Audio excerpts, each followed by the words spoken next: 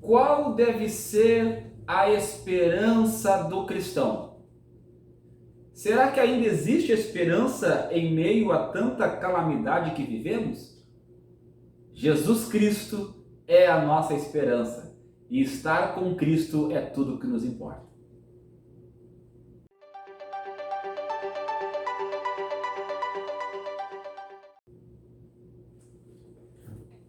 Olá, graça e paz, eu sou o professor Daniel Venâncio, esse é o seu canal Sentinelas da Teologia.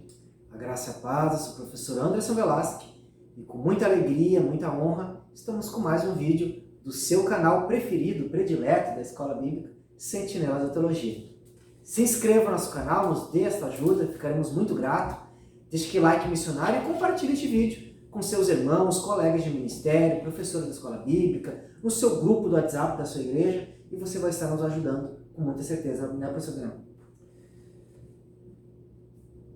Tópico 1 da lição fala sobre a consciência de Paulo diante da morte. Para você que vive um momento ímpar, né? Inclusive você que é cristão, porque o nosso público que nos assiste é um público cristão, e que vive em meio ao medo, à insegurança, à incerteza, porque essa pandemia que nós vivemos já vai para 2 anos, minou, Anderson, a esperança de muita gente.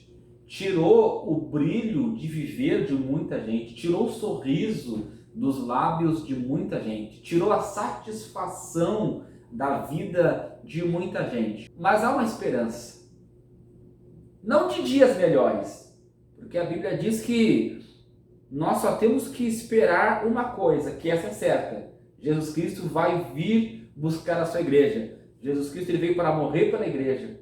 Jesus Cristo veio para salvar a igreja. E Jesus Cristo virá para arrebatar a sua igreja. Esta é a esperança que nos move. Esta é a certeza que nós temos. Mas então, para esta vida, nós não podemos esperar muita coisa melhor. Mas uma coisa é certa: chegará o momento em que todo sofrimento, toda angústia, toda dor, toda a lágrima secará dos nossos olhos. Por quê? Porque há um reino de paz, há um reino de esperança, há um reino de glória, onde não há sofrimento, não há angústia, não há dor, não há morte, onde Jesus enxugará de nossos olhos toda lágrima.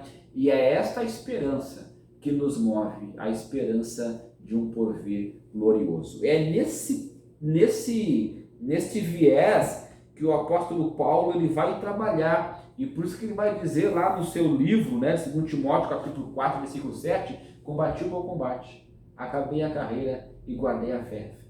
A coroa da justiça me está guardada, a qual o Senhor justo juiz dará a todos que forem fiéis até o fim. E nós chegamos na última lição de 2021, professor Daniel. Glória a Deus que nos permitiu chegar aqui. Passamos por pandemia, passamos por tantas crises, e Deus nos permitiu a nós, a você que nos ouve, amado irmão, aluno da Escola Bíblica, professor, professora da Escola Bíblica. E nesta última lição nós temos uma oportunidade única, ímpar, majestosa, de nós trazermos à memória da igreja a gloriosa, a grande, a única esperança do cristão, da igreja verdadeira. Porque tem muitos que vêm para a igreja com a esperança de ficarem ricos. Tem muitos que procuram as denominações cristãs evangélicas com a esperança, só a esperança da cura, com a esperança de serem prósperos, com a esperança de um casamento, com a esperança de uma cura. Mas, biblicamente falando, toda a Bíblia, ela prepara o cristão para esta maior e única esperança, que é a esperança da vida eterna, pastor Daniel. Tanto que Paulo vai falar na carta aos Filipenses, ele dizendo: eu sei que eu ainda não sou perfeito, mas esquecendo das coisas que para trás ficam, eu prossigo para o alvo da soberana vocação. O que Paulo está dizendo? Que vocação é essa? De ser apóstolo, de ser famoso? Não, de chegar na vida eterna. Paulo sabia que ele estava nessa terra, mas essa vida é passageira. E qual a esperança? O fim de tudo. Qual é a recompensa de tudo? Porque nada do que adquirimos aqui nós vamos levar. Jó disse: no saí do ventre da minha mãe, não voltarei. Toda a riqueza que você adquiriu, o dia que você partir, que a morte nos arrebatar, fica para o seu Daniel. Todos os nossos diplomas, toda a nossa família, e passou, passageira. Mas o cristão tem uma, que é a maior de todas, a mais gloriosa esperança, que é a esperança da vida eterna.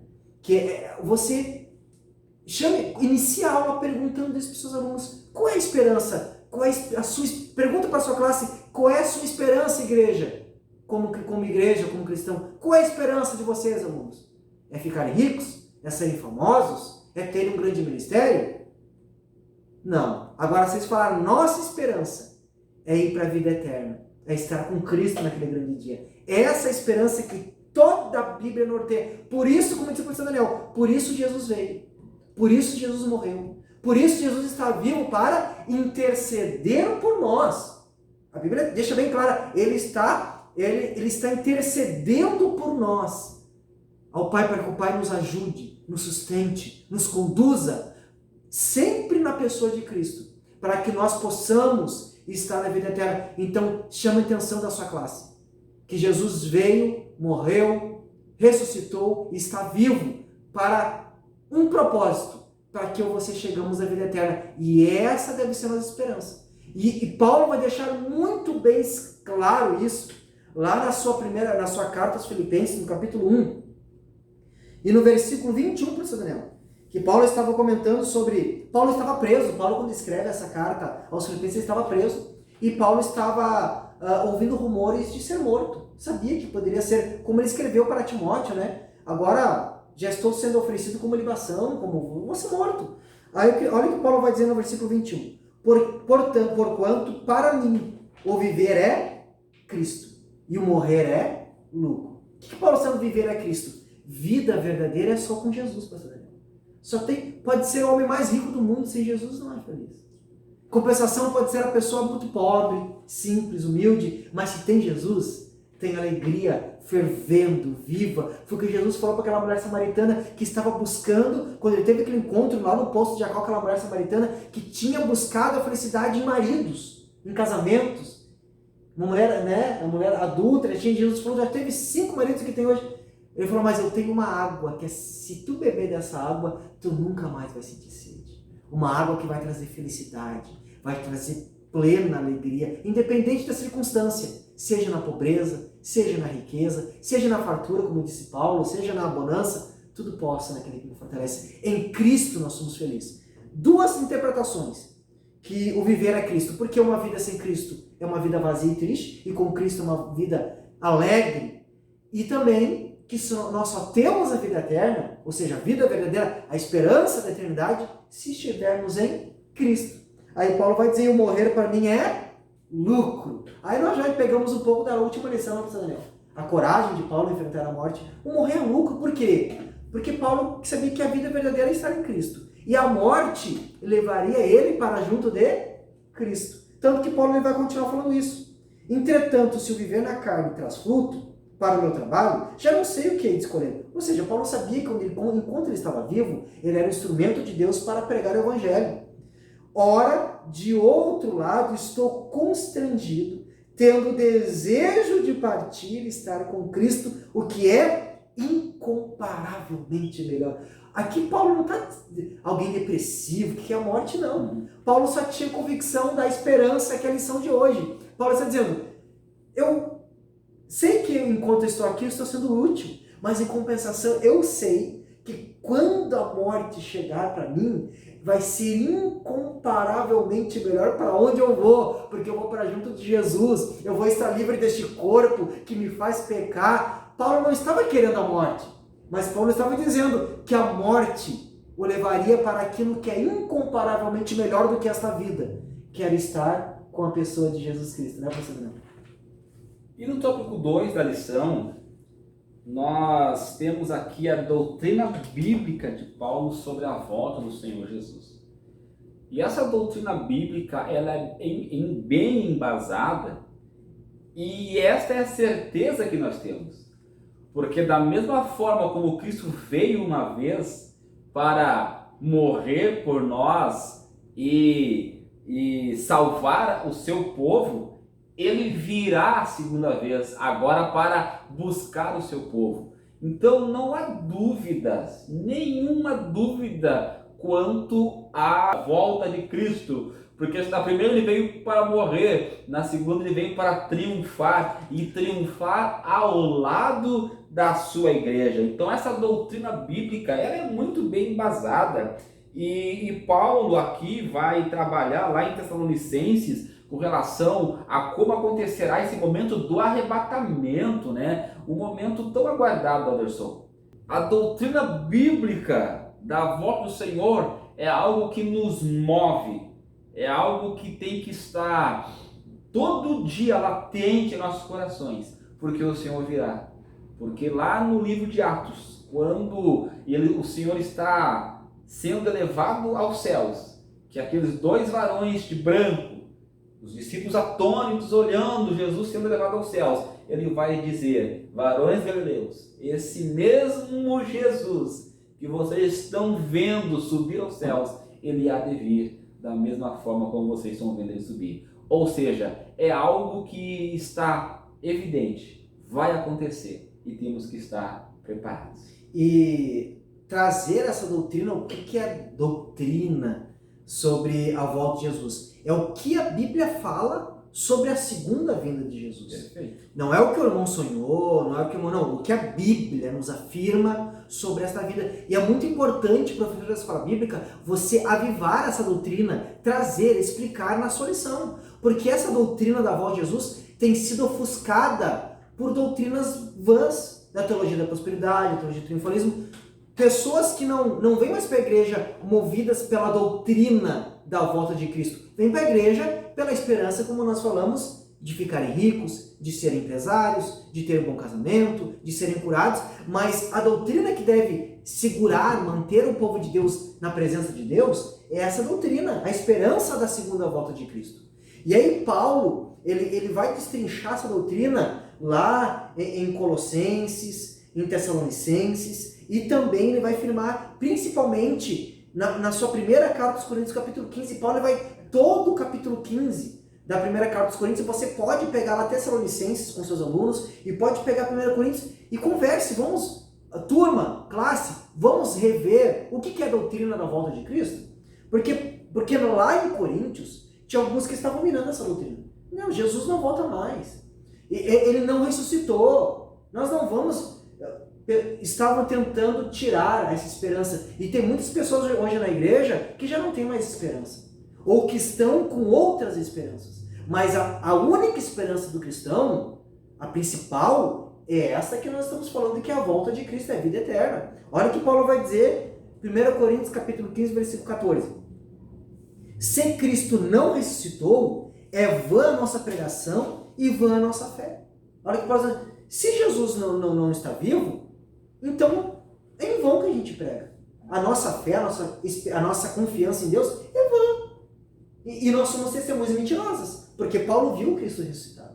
João viu, Pedro viu, e todos eles deram testemunho. E Paulo vai dizer que mais de 500 pessoas viram. Então, ou seja, as pessoas são testemunhas mentirosas, e Paulo diz, não, eu vi ele ressuscitado. Então é verdade, de fato. Olha o que Paulo vai dizer no versículo 19. Se a nossa esperança em Cristo se limita apenas a esta vida, somos os mais infelizes de todos os homens. Nós temos esperança nessa vida em Cristo? Temos, porque Jesus nos dá uma vida verdadeira. Mas se a nossa esperança em Jesus estiver só para esta vida, só para coisa deste mundo, nós somos infelizes, porque, como eu disse lá atrás, tudo vai ficar, tudo vai passar. Quando a morte chegar, acabou. Mas, se a nossa esperança ela está na vida eterna, aí sim tem sentido, pastor Daniel. Porque essa vida é passageira, mas tem uma vida que não tem fim, que é a vida eterna. E esta esperança, que nós vamos ser salvos, vamos ser ligados em Deus graças à obra de Cristo, é o que nos faz estar firmes. E aí Paulo ele vai falar lá no versículo 50, que o professor Daniel comentou lá na lição passada, na penúltima lição de número 12. Paulo vai dizer no capítulo 15 de 1 Coríntios, versículo 50. Isso afirma, irmãos, que a carne e o sangue não pode herdar o reino de Deus, nem a corrupção herdar a incorrupção. Eis que vos digo um mistério. nem todos dormiremos, ou seja, nem todos morreremos, mas transformados seremos. No momento, no abrir e fechar de olhos, ao ressoar a última trombeta, a trombeta soará, os mortos ressuscitarão, incorruptíveis, e nós seremos transformados, porque é necessário que este corpo corruptível se revista da incorruptibilidade e que o corpo mortal se revista da imortalidade. E quando este corpo corruptível se revestir da incorruptibilidade e o que é mortal se revestir da imortalidade, então se cumprirá a palavra que está escrita: tragada foi a morte pela vitória. Onde está a morte, a tua vitória? Onde está a morte, o teu aguilhão? O aguilhão da morte é o pecado, e a força do pecado é a lei. Mas graças a Deus, que nos dá a vitória por intermédio de nosso Senhor Jesus Cristo. A morte usa o pecado para levar pessoas para o inferno. Mas a obra de Jesus na cruz desfaz o poder do pecado e nos dá a esperança da vida eterna. E essa é a nossa esperança, pastor Daniel. Aconteça o que acontecer. Vem pandemia, cai os montes, mas a palavra de Deus se cumpre, ela é fiel. Jesus está vivo. Ele há de vir buscar a sua igreja. E se nós partirmos antes dele voltar, nós temos a confiança que nós estaremos com ele no céu. Porque a promessa dele é fiel e verdadeira. Todos aqueles que amam a Cristo se consolem nestas verdades. O grande problema, Anderson, é que muitos já perderam essa esperança porque amaram mais o presente século do que a vinda do Senhor Jesus. Tem pessoas que estão como aquela passagem do jovem rico, né? O seu coração, a sua vida está toda neste mundo.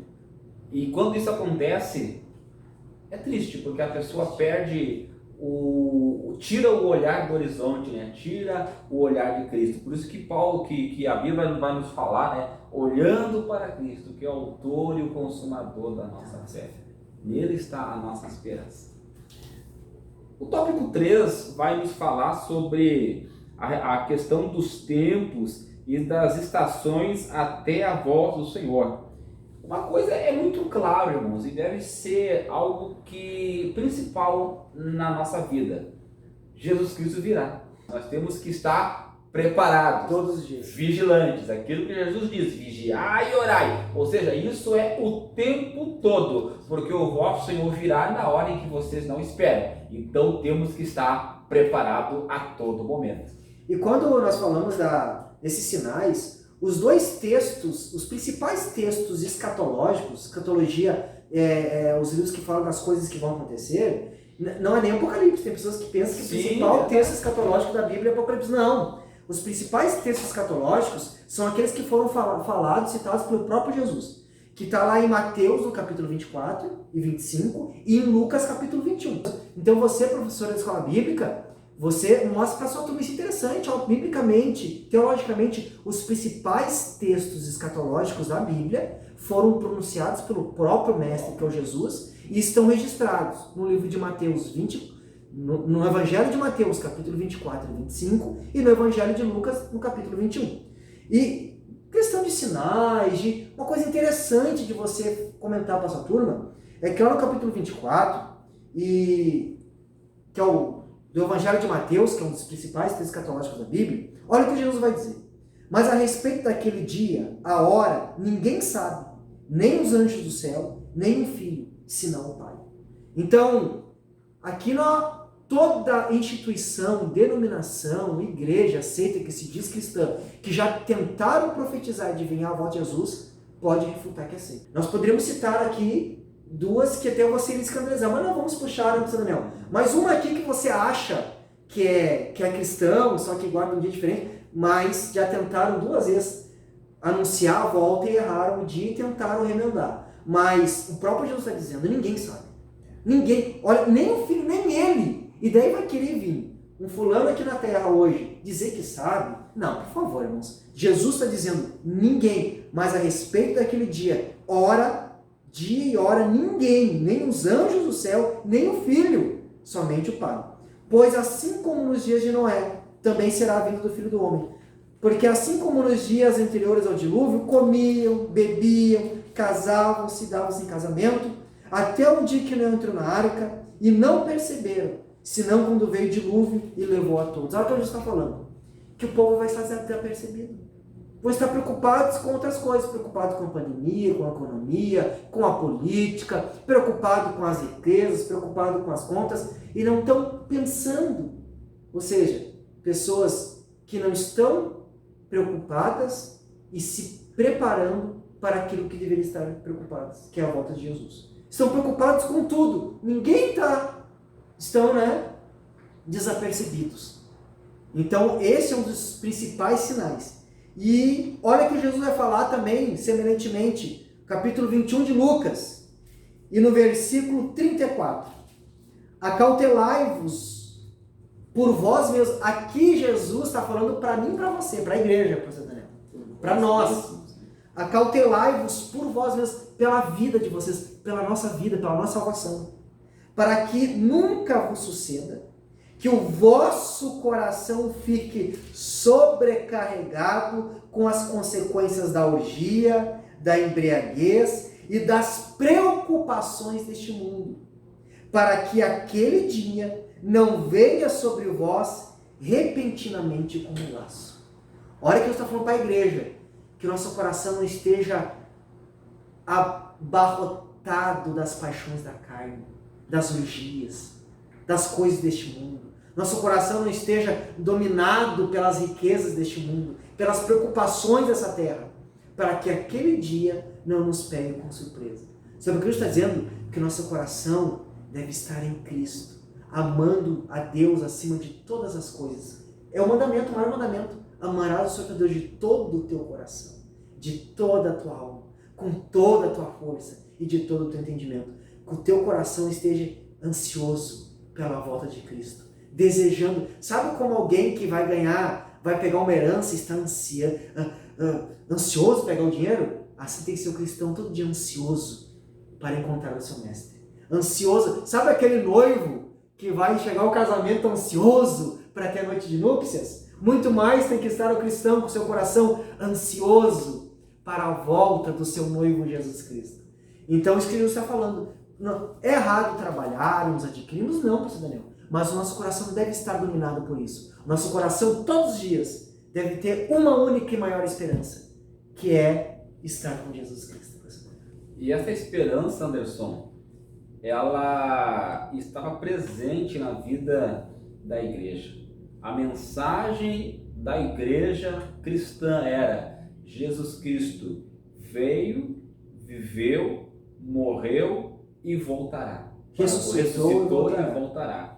O apóstolo Paulo, quando ele vai falar sobre o assunto arrebatamento, sobre o assunto ressurreição, fala como se estivesse escrito para a alegria. Tanto é que ele vai dizer, tu acabaste de ler o texto de 1 Coríntios capítulo 15, ele vai dizer que nem todos dormiremos. Ou seja, ele se inclui no grupo daqueles que estavam esperando Jesus para aquele dia. E mais, ele vai dizer que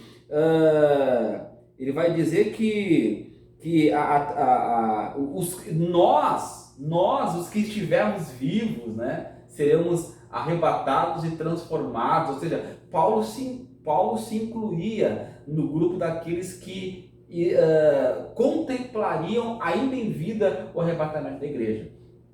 Coisa de alguém que estava ansioso por esse momento. Diferente de hoje, Anderson. Pessoas que já nem esperam mais. E este é um dos, para mim, dentre todos os sinais que a Bíblia nos mostra, este para mim é o principal. A apostasia, o esfriamento do amor, daquele fervor pelas coisas de Deus. Hoje em dia as pessoas pensam em tudo, menos na volta de Cristo. As pessoas se programam, é como o texto escatológico, daquele rei que manda dar uma festa e chama os convidados.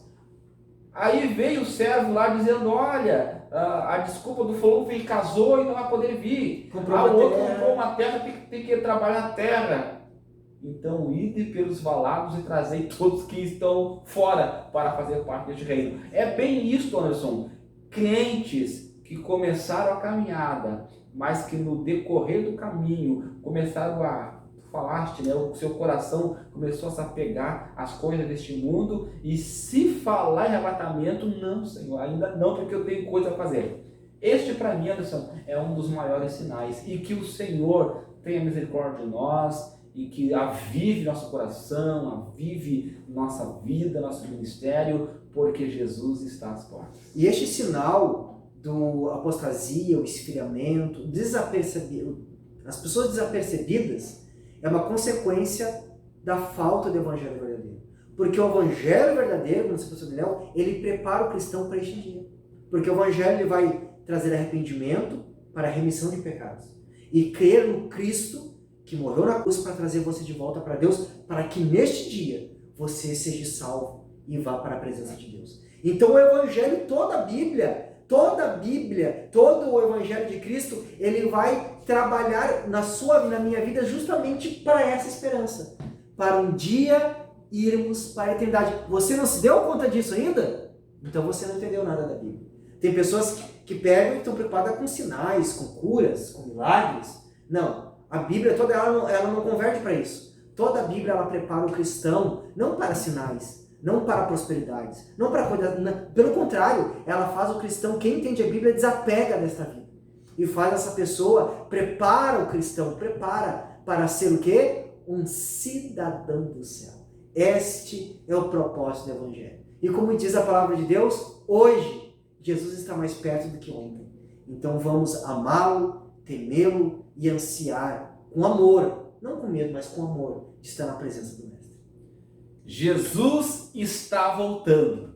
E se isso não alegra o teu coração, nada mais pode alegrar. Deus abençoe.